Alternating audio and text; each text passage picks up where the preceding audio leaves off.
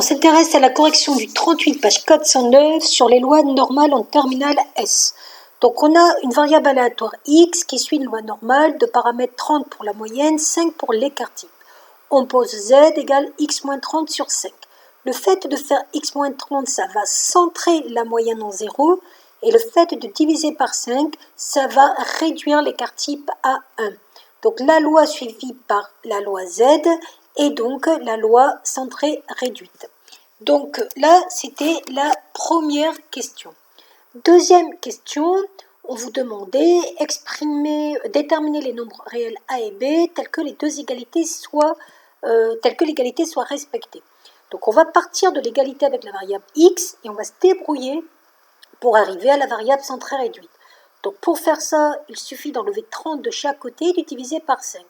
Donc moins 20 moins 30 divisé par 5, x moins 30 divisé par 5, 35 moins 30 divisé par 5.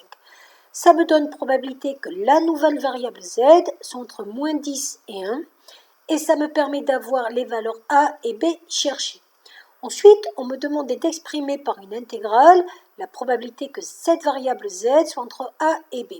Donc, dans les lois continues, une probabilité est déterminée par une intégrale aux bornes de f de t dt, où f est la fonction de densité de probabilité.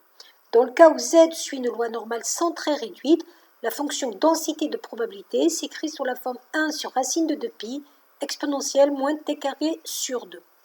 Donc on peut trouver ça avec la calculatrice, tout simplement avec math calcul de la calculatrice, et on trouve 0,841.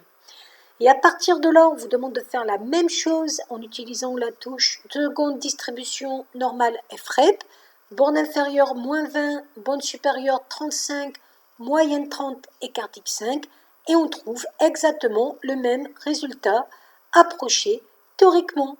Voilà.